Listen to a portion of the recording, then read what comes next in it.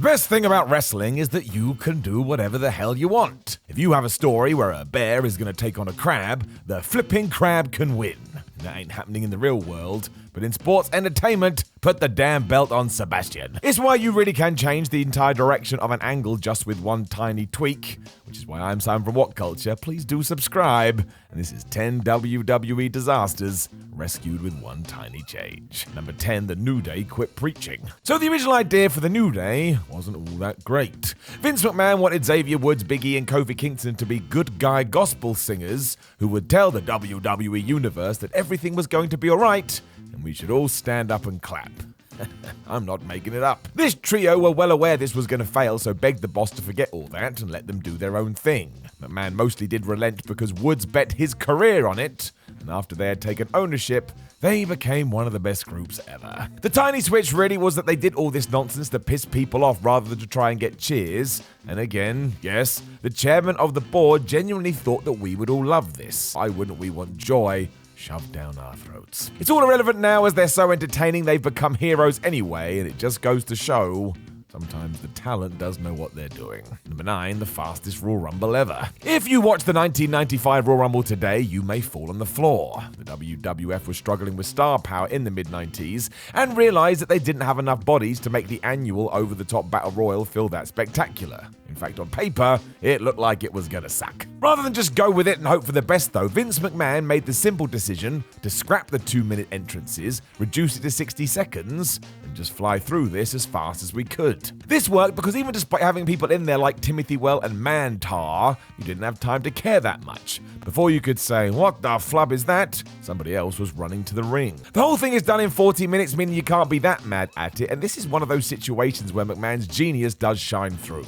He didn't have to do anything crazy, just shifting slightly in the other direction. Number 8, too much to too cool. Brian Christopher and Scott Taylor used to be known as Too Much. You may not remember that as they found popularity as too cool, but this is what we're here to talk about. In their former guise, they were mostly treated as nothing and were so annoying you wanted to rip your eyes out. Now that was intentional, but still, the whole act just wasn't working. When 1999 rolled around, however, Vince Russo told them to start acting cool, and I'm saying cool using air quotes. This was based around the fact that the Hardy Boys were pretty badass in the late 90s, so why don't Christopher and Taylor just do the opposite of that? They also gave themselves the monikers of Grandmaster Sexay and Scotty Too Hottie, which was beyond ridiculous.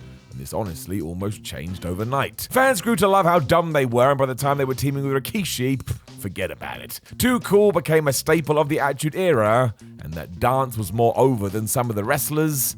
What a time to be alive. Number 7, Mandy Rose goes to NXT. This should change soon, or at least I hope so, but up to this point, if you're on Raw or SmackDown and then end up in NXT, people think it's a demotion. I can see why, as WWE has called it a developmental league for a while, and whenever it suits them, so when Mandy Rose returns, some people's eyebrows vent up. This was doubly true as she had some good things going on with Otis and Sonya Deville, but then she was teamed with Dana Brooke and they did nothing. Someone then decided she should go back to Florida, and that was a bit jarring until we saw what the plan was. In NXT, Mandy was almost able to reinvent herself, pitch herself as a super worker, win the women's title, and hold it for ages. She also set up Toxic Attraction, and when you compare her now to where she was in June 2021, well, this change was excellent. I don't want to say that Rose was on a path to nowhere, but it didn't look good, and now she feels like a bigger star than ever before. Can't argue with that, and when she does return to the main roster, I bet she is treated far more seriously. That is some solid storytelling. Number 6, Jey Uso sees through Sami Zayn. So why some people thought this, I don't know, but there was a worry that Sami Zayn squirming his way into the bloodline was a mistake. They were leaning a little too much into the reality of the situation, because why would Roman Reigns' crew let a loon into their group?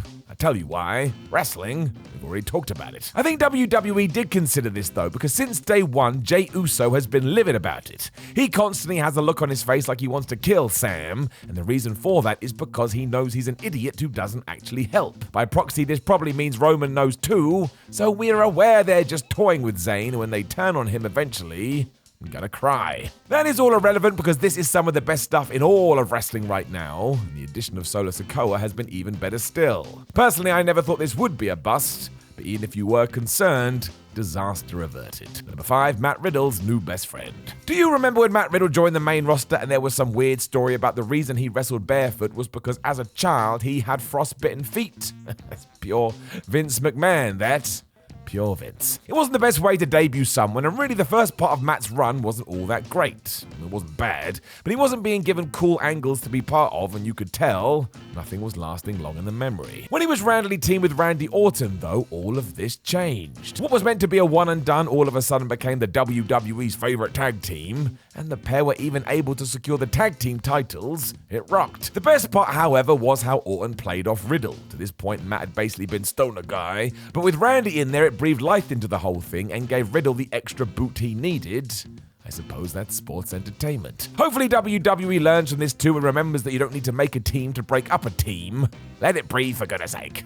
Number 4, NXT goes back to basics. Now we need more evidence for this, but at first glance, it feels good. Many people rolled their eyes when NXT 2.0 was born, mostly because it was just so on the nose. It's like when a wrestler turns bad and all of a sudden they're wearing black and has doom music. That's just a bit much. The new version of brand number 3 did turn into something quite watchable, but it was also a massive gimmick, so Triple H bringing back some of the old values and simplifying it feels like a smart plan. You can still give new recruits experience while also offering an alternative to Raw and SmackDown, and in fact that balance makes NXT totally unique. You get a little of column A and you get a little of column B, and I would assume down the line that audience grows, or at least I hope so. Not gonna lie, I like NXT. Number 3, Batista replaces Mark Jindrak. We don't know how Mark Jindrak would have fared in Evolution. Back in 2002, he was quite the hot prospect, and even after this, he did have a terrific career in Mexico. He's not just some schmo, he's got the moves. The issue was simply how they looked together. Triple H, Ric Flair, and Randy Orton certainly had something, but as Hunter himself picked up on, Mark just didn't click. Couldn't really put your finger on it, it was just one of those things. There was also reports that Jindrak and Orton together was bad news as they wound the other up to do young and stupid things, so the decision was made for Batista to be the 4th man, and I don't think anybody is going to argue with that. Not only was it the right choice, but it stopped the group from being a trio and began Big Dave's journey to the top of the card. Does Evolution even work with only 3 individuals? Probably not, although Evolution is a mystery, so who knows. Number 2, Butch to Bruiserweight. I'll be the first to admit I quite like Butch, mostly as Pete Dunne played it so well. But what it didn't do was highlight just how good he was in the ring.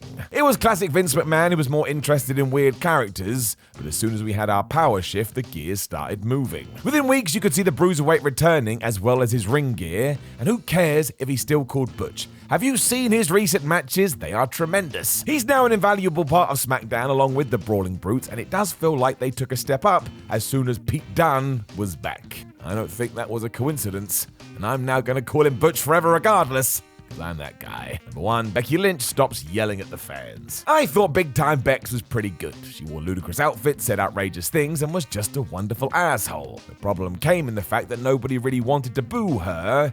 Even though she was trying to get boos, it never works. This was the same back in 2018 when WWE tried to turn her heel for the first time, and what did the fans do? Cheered her so much, Lynch became one of the biggest stars in the company. Unlike round 2, the powers that be acted quite quickly here because they realized Becky saying, "You fans never supported me," as everyone yelled how they wanted to support her, wasn't going to fly. It led to the man character being born, and there's no two ways about it. That was a ridiculous success. Imagine we had dug our heels in with this too, like Roman Reigns. It would have sucked.